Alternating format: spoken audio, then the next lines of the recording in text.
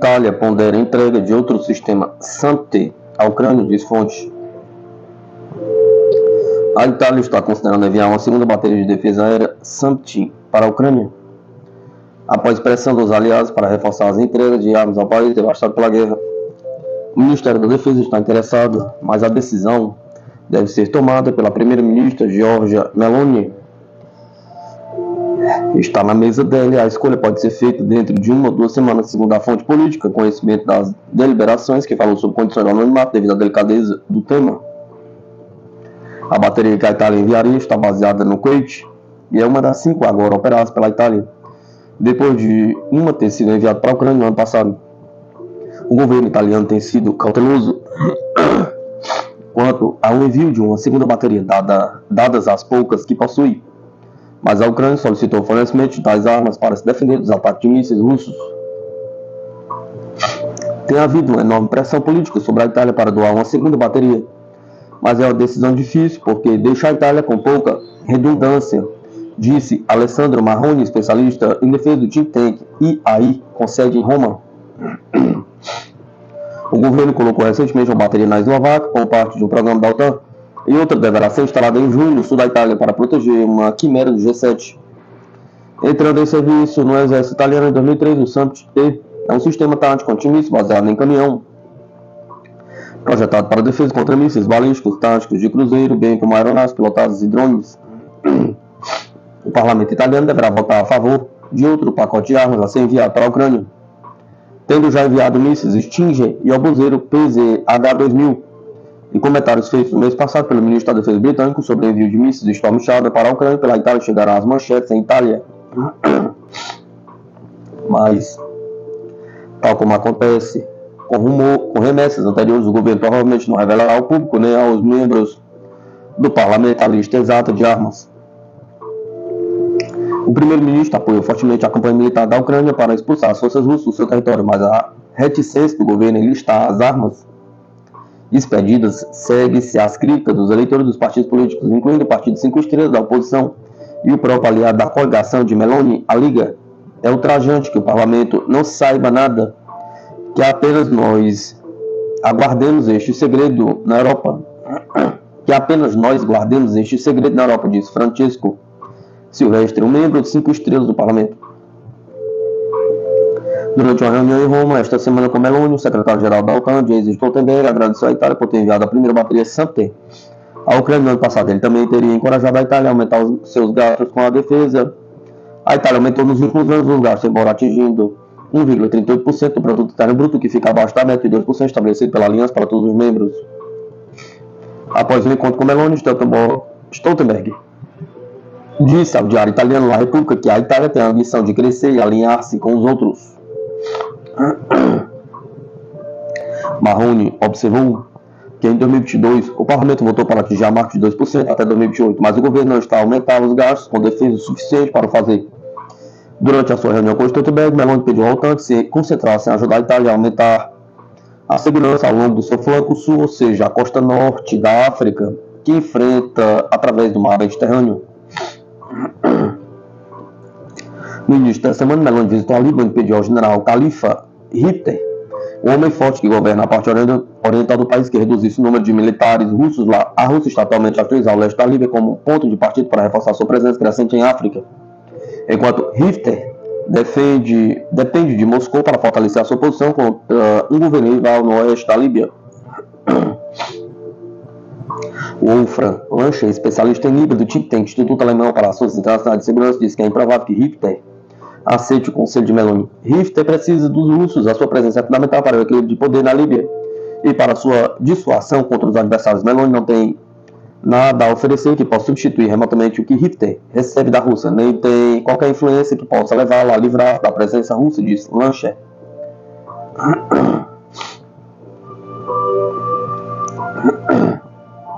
A Alemanha comprará lançadores HIMARS dos Estados Unidos para a Ucrânia. O governo alemão comprará 3 lançadores HIMARS dos estoques militares dos Estados Unidos e os entregará à Ucrânia, disse o ministro da Defesa Boris Pistorius em Washington. A troca segue essencialmente uma solução alternativa de transferência de armas concebida com o destino de uma conta de 61 mil milhões de dólares para ajudar militar A Ucrânia ainda era duvidoso no Congresso. Os legisladores acabaram por aprovar a medida no final de abril, após meses de incerteza e meio à resistência dos republicanos isolacionistas alinhados com o ex-presidente Trump. A decisão do Congresso ultrapassou-nos, mas vamos manter, disse Pistorius aos jornalistas em 9 de maio, referente-se à compra planeada que custará a Berlim cerca de 30 milhões de dólares, como noticiou a The Springer. As autoridades ucranianas descreveram o sistema de foguetes de artilharia de alta mobilidade fabricado pela Lockheed Martin como fundamental para repelir a onda de assalto iniciada da Rússia em 2022. Pistorius estava em viagem para se encontrar com líderes da defesa dos Estados Unidos e no Canadá esta semana, retornando à Alemanha na sexta-feira. Ele veio preparado com números que sublinham a cooperação industrial e defesa entre Berlim e Washington, laços que descreveu como essenciais para além do discurso elevado de duas democracias alinhadas em valores. A Alemanha tem 380 contratos com empresas de defesa dos Estados Unidos no valor de 23 mil milhões de euros ou 25 mil milhões de dólares, diz Pistorius. As armas americanas de grande valor encomendadas pela Alemanha nos últimos anos incluem o caça F-35 da Lockheed Martin, o avião de vigilância marítima P-8 Poseidon da Boeing, os helicópteros de transporte Chinook, bem como o sistema de defesa aérea Patriot da Raytheon.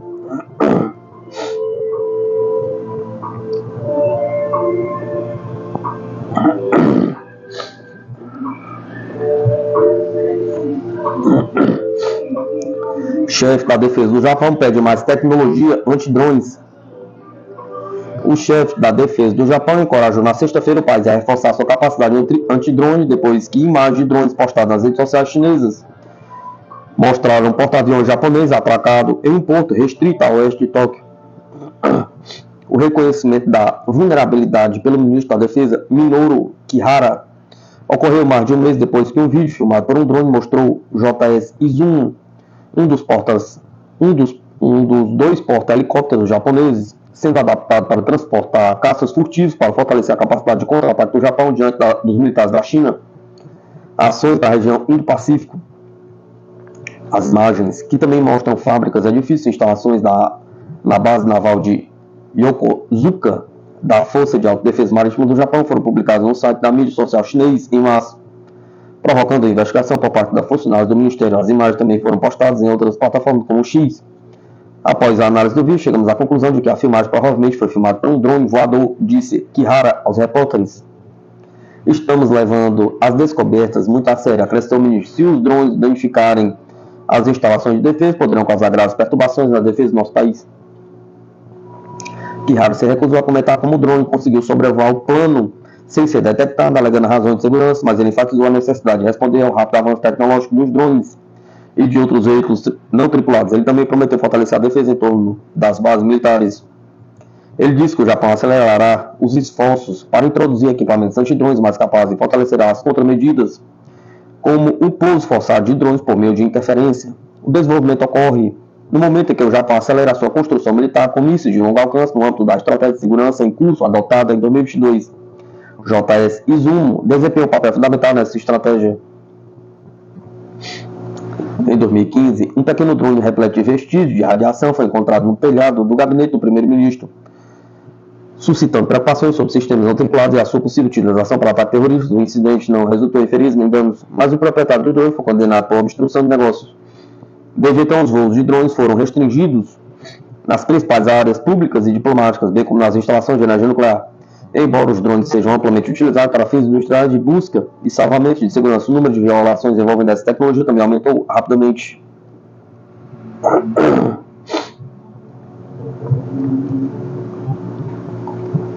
Exército dos Estados Unidos envia lançador de foguete HIMARS para ilhas nas Filipinas.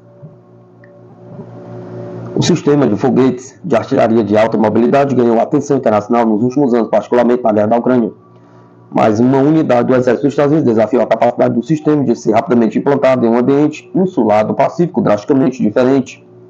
Este mês, durante o exercício de treinamento bilateral conhecido como Balikatan, nas Filipinas, HIMARS fez uma viagem até a ilha de Palawan, no sudoeste até o norte de Luzon, pegando carona em C-130 e sendo transportado de navio para a praia usando um hovercraft anfíbio do Corpo de Fuzileiros Navais dos Estados Unidos chamado Landing Craft Cushion, ou LCACS.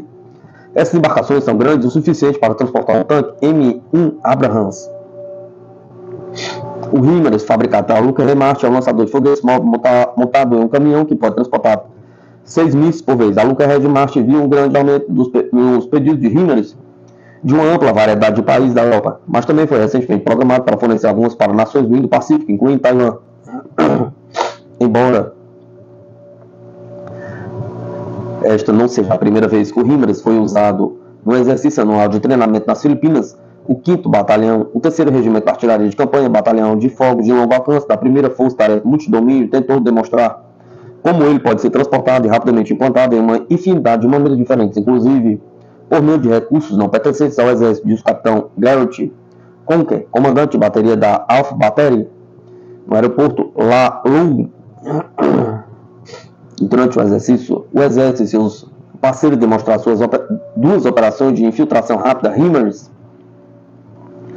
Em 1º de maio, o exército transportou 2 HIMARS a bordo de um semi-caminhão da Forte Mag Sai, localizado no centro de Luzon, para um campo de aviação na Baía de Subic, no lado sudoeste da maior ilha das Filipinas. Os lançadores HIMARS foram então carregados em uma aeronave de transporte C-130 da Força Aérea dos Estados Unidos e voaram cerca de 700 km até o campo de aviação de San Vicente, na ilha de Palawan.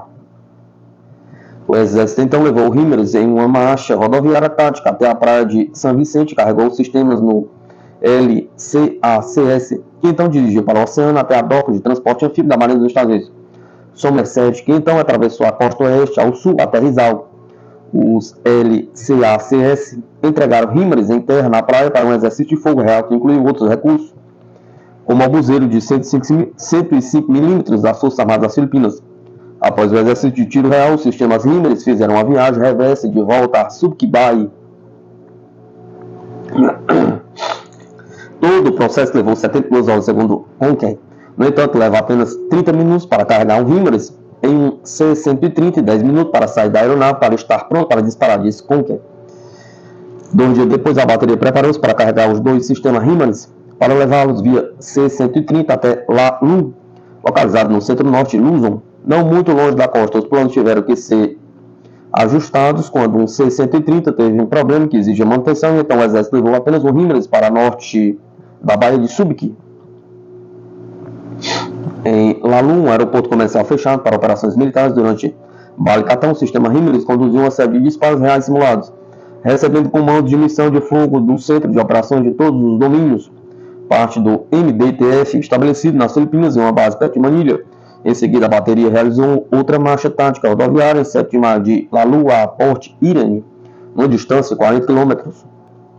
O objetivo da marcha rodoviária era provar que o HIMARS poderia chegar a um porto do norte usando uma infraestrutura insular desafiadora. As estradas, em muitos casos, são estreitas. As vitrines das vilas e as casas ao longo da estrada são construídas a poucos centímetros de onde os veículos, como jeepneys, feitos de jipes, deixados para trás pelos militares dos Estados Unidos após a Segunda Guerra Mundial, e triscades, mototáxis passam enquanto zigue-zagueiam e se esquivam um dos outros em intenso calor tropical. O HIMARS foi acompanhado por 2 Humvees do Exército e um veículo tático leve conjunto do Corpo de Fuzileiros Navais, bem como uma escolta das Forças Armadas das Filipinas em um SUV. A viagem ocorreu sem incidentes e durou 1h30, relatou Conk, enquanto sua unidade transportava HIMARS em uma viagem de 10 horas de volta ao Forte Mag Sai. O HIMARS pode viajar cerca de 260 milhas com um tanque de combustível que é útil quando o sistema precisa atirar e se mover rapidamente para fora do caminho para evitar a detecção do inimigo após o disparo. O sistema participou de uma interação anterior do Balikatan. No ano passado, participou no exercício combinado de conjunto de tiro real, onde os participantes tentaram afundar um navio ao largo da costa, no centro de treino a norte da Baía de Subic. Os foguetes do HIMARS erraram o navio na época. A força identificou desafios na definição de alvos porque as munições não conseguiam compensar facilmente o desvio. O que diz que a deriva no mar é um problema complexo, porque pode levar cerca de 8 minutos para localizar um alvo e disparar. Os navios podem se movimentar de 30 a 40 metros nesse período, explicou. O míssil Mid-Range Capability, testado durante o Balikatan este ano, embora não no exercício de tiro real, enfrentaria o melhor desafio de atingir navios no mar, diz Conk. No horizonte também está a munição Precision Strike, que poderá apresentar a capacidade de destruir navios posteriormente. O primeiro conjunto de equipamentos PRSM foi entregue ao Exército no final do ano passado. O uso mais extensivo dos HIMARS em Balikatan este ano permitiu que as Forças Armadas das Filipinas observassem mais de perto o sistema enquanto avaliam suas próprias necessidades de modernização, que inclui o sistema de foguetes como HIMARS. O sul do Pacífico está começando a receber mais clientes de HIMARS. Singapura já é usuário do HIMARS. A Austrália também deverá comprar 20 sistemas HIMARS e Taiwan também foi autorizado pelo Departamento de Estado dos Estados Unidos a comprar 11 HIMARS no final de 2020.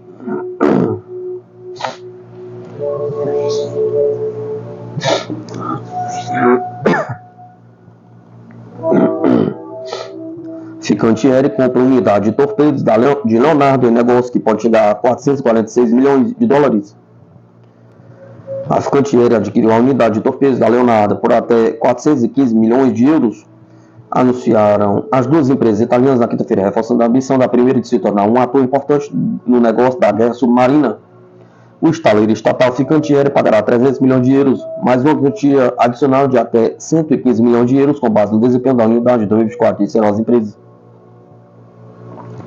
A Fincantieri, que já constrói submarinos para a Marinha Italiana, irá realizar um aumento de capital de 400 milhões de euros para cobrir a compra. Este valor poderá aumentar uma vez que os subscritores do aumento de capital terão a oportunidade de participar no segundo aumento de capital de até 100 milhões de euros, afirmou o estaleiro.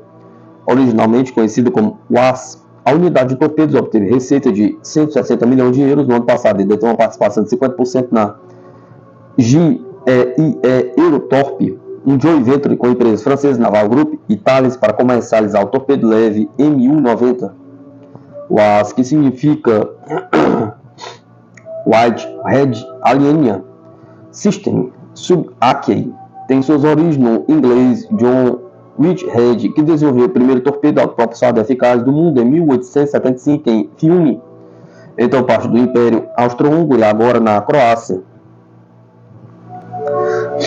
A Leonardo, que o governo italiano também controla há vários anos, procura um comprador para a WAS. A empresa mãe está cada vez mais focada em aviões, helicópteros e eletrônicos. A WAS enquadra-se perfeitamente no esforço da Fincantieri para se tornar um integrador no negócio submarino, um setor que acredita valer 100 mil milhões de euros entre 2024 e 2028. O domínio subaquático está a tornar-se cada vez mais relevante para questões militares de segurança relativas a infraestruturas submarinas críticas, como gasodutos, cabos para telecomunicações, transmissões elétricas, bem como para a vigilância de depósitos minerais marinhos, disse Fincantieri no seu comunicado. A tecnologia submarina foi duplamente importante no mar Mediterrâneo, onde atividades como inteligência, vigilância, defesa e dissuasão estão a registrar um forte crescimento, necessitando de um foco industrial dedicado, acrescentou a empresa. Para aumentar sua influência no setor, a Fincantieri está a estabelecer uma parceria no novo centro submarino em La Spezia, Itália, reunindo a indústria, a marinha italiana e o mundo acadêmico para trabalhar em programas. Fincantieri também assinou um acordo no ano passado para trabalhar com Leonardo em drones para proteger cabos e dutos submarinos. Em dezembro, a primeira compra, a empresa local Rimazel, que gera operações submarinas para o setor de petróleo e gás, assinou um memorando de entendimento para se associar à W13, um startup italiano que utiliza tecnologia norueguesa para desenvolver comunicações subaquáticas baseadas em acústicas e sinais ópticos. A Fincantieri também está trabalhando com a Catenium, fornecedor italiano de veículos subaquáticos para as forças especiais navais italianas.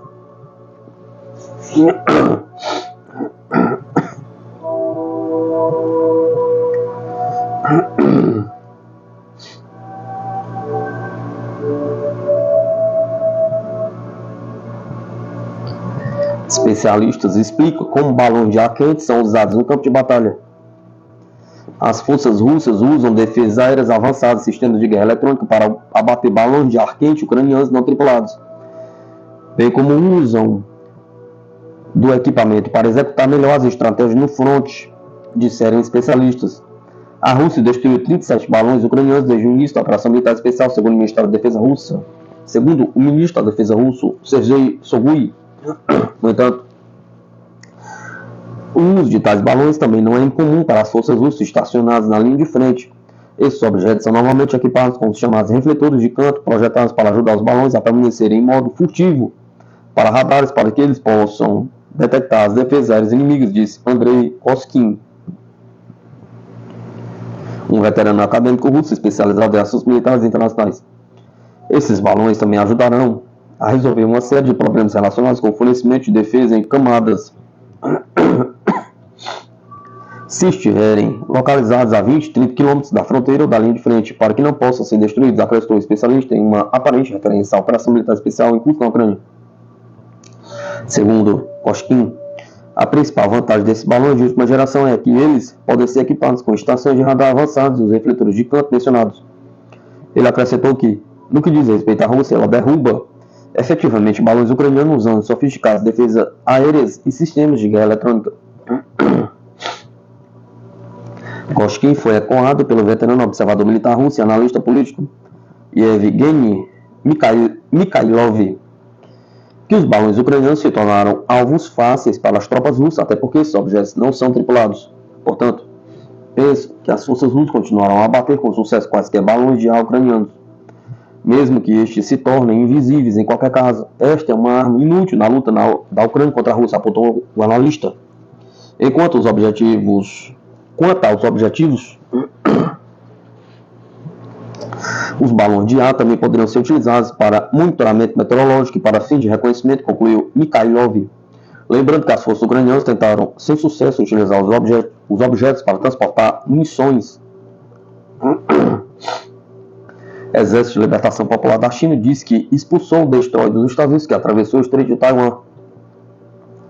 A China monitorou de perto e expulsou o destroyer Us-Hansei, que entrou nas águas territoriais das Ilhas Paracel na quinta-feira, 9 de 5 de 2024. Disse o Exército de Libertação Popular da China, nesta sexta-feira, 10 de 5 de 2024. A ação dos Estados Unidos violou gravemente a soberania e a segurança da China, disseram os militares chineses. É mais uma prova férrea de sua hegemonia na navegação e da militarização do Mar Sul da China, confirmou o Exército de Libertação Popular da China, acrescentando que as tropas permanecerão em alerta máximo e trabalharão pela segurança nacional, segundo a Reuters. A Marinha norte-americana disse em um comunicado que o destroyer reivindicou os direitos e as liberdades de navegação perto das Ilhas Paracel, consistentes com o direito internacional. O Us-Hansei saiu da área após a operação, continuou no Mar Sul da China e apresentou o comunicado. O último episódio alarmante entre a China e os Estados Unidos ocorreu em meio ao aumento das tensões no estratégico Mar Sul da China com as Filipinas, aliados dos Estados Unidos. Manila está envolvida em uma amarga disputa diplomática com Pequim sobre as águas na região.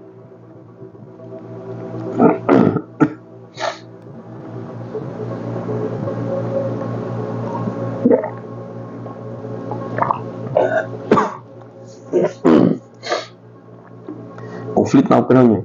Kiev obtém armas dos Estados Unidos, mas é a Europa quem paga a conta. A Alemanha vai financiar a compra de 3 instalações do sistema de foguetes de artilharia de alta mobilidade HIMARS, fabricado nos Estados Unidos para a Ucrânia, anunciou o ministro da Defesa alemão Boris Pistorius. A Rússia tem advertido persistentemente aos países ocidentais contra o fornecimento de armas a Kiev, afirmando que esse tipo de assistência serviria apenas para prolongar o conflito na Ucrânia. No entanto, os aliados ocidentais de Kiev insistem em manter o esforço de guerra do país, prejudicando suas próprias economias em compras vultuosas de equipamentos norte-americanos. O tempo era essencial, por isso nós oferecemos para assumir, pagar e entregar 3 sistemas dos estoques do Exército dos Estados Unidos, disse o ministro da Defesa alemão Boris Pistorius a repórteres durante a conversa com o secretário de Defesa dos Estados Unidos, Lloyd Austin, no Pentágono, no início da semana. O ministro acrescentou que a ideia de a Alemanha pagar a conta pelas armas surgiu durante uma longa espera pelo pacote de ajuda de 61 bilhões dos Estados Unidos ao governo de Kiev, que foi finalmente assinado pelo presidente norte-americano Joe Biden no dia 24 de abril, após meses de atraso. Na época, a Casa Branca de Biden prometeu que os embarques de equipamento militar norte-americano começariam nas próximas horas. Algumas semanas mais tarde, porém, os efeitos no campo de batalha ainda não se materializaram, com a Rússia mantendo seu avanço sobre as posições ucranianas em diversas áreas na linha de frente. Enquanto a Europa e os Estados Unidos continuam a desperdiçar o dinheiro dos contribuintes em armas para a Ucrânia, a Rússia continua a destruir eficazmente este armamento. Em apenas um dia, as forças russas derrubaram 2 mísseis balísticos Atacams e um projétil HIMARS bem como 15 foguetes Vampire MLRS de fabricação tcheca e 5 bombas guiadas Hammer de fabricação francesa, informou o Ministério da Defesa russo na quinta-feira, 9 de 5 de 2024. Os Estados Unidos, com seus aliados da OTAN, aumentaram a ajuda ao governo de Zelensky logo após o início da operação militar especial russa. Moscou tem alertado consistentemente que a prestação de tal assistência servirá apenas para arrastar o conflito na Ucrânia, que quaisquer carregamentos ocidentais de armas para Kiev serão vistos como alvos legítimos para ataque das forças russas.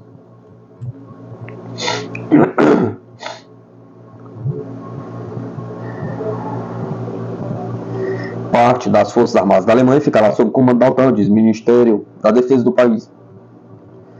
A maioria dos militares alemães ficará sob o comando da OTAN a partir do próximo ano, disse o ministro da Defesa alemão Boris Pistorius na quinta-feira, 8 de 4 de 2024. Pistorius utilizou seu discurso em uma universidade norte-americana para falar sobre a expansão das atividades militares alemãs ao redor do mundo. O ministro também aproveitou a oportunidade para se encontrar com Lloyd Austin, secretário de Defesa dos Estados Unidos. A segurança dos nossos aliados é a nossa segurança. Portanto, a partir do próximo ano, a maioria dos nossos militares ficará sob o comando da OTAN, e aproximadamente 35 mil deles terão os 2 mais altos níveis de prontidão, diz Pistorius, em um evento na Universidade Johns Hopkins. Segundo o ministro da Defesa alemão, a Europa está bem ciente de que os Estados Unidos estão atualmente transferindo a sua atenção e recursos para a região do Indo-Pacífico e quer fazer o mesmo. Assim, a Alemanha está empenhada em contribuir para a ordem internacional baseada em regras no Indo-Pacífico, como ao garantir a aplicação das sanções contra a Coreia do Norte. Pistorius observou que, sendo assim, neste ano a Alemanha planeja enviar uma fragata, um navio de abastecimento e um destacamento da Força Aérea para a região. No entanto, o nosso foco particular continua a ser a defesa dos nossos aliados no flanco oriental da OTAN, destacou. A Alemanha está fazendo da defesa nacional e coletiva a sua prioridade, ao mesmo tempo que remodela o seu envolvimento em outras partes do mundo, sintetizou o político. Competitividade chinesa é vista como um desafio definidor para as empresas da União Europeia, diz mídia. As empresas europeias na China afirmam que os lucros foram afetados pela fraca procura e por rivais locais cada vez mais sofisticados, mas segundo o presidente da Câmara de Comércio da União Europeia na China, o fenômeno não é apenas chinês. De acordo com o Financial Times, o presidente da Câmara de Comércio da União Europeia na China, Jens Skelund, as empresas europeias correm um risco crescente de declínio estrutural na China e em outros mercados. Penso que veremos nos mercados de todo o mundo, América Latina, África, Oriente Médio e o resto da Ásia, que as empresas europeias estarão sob muita pressão competitiva, disse Skelund em um coletivo de imprensa. Esse será um desafio decisivo para as empresas europeias. O alerta da Câmara surge em um momento em que uma pesquisa entre seus membros revelou um número recorde baixo que classificou a China como seu principal destino para investimento presente e futuro, apontando para uma economia doméstica fraca e pressões competitivas pesando sobre as receitas e lucros. Recentemente, a União Europeia tem tentado restabelecer laços com a China, mercado de quem é altamente dependente. A mobilização resultou em posicionamentos políticos que justificam um maior controle de exportação para restringir a ameaça e a perda de competitividade.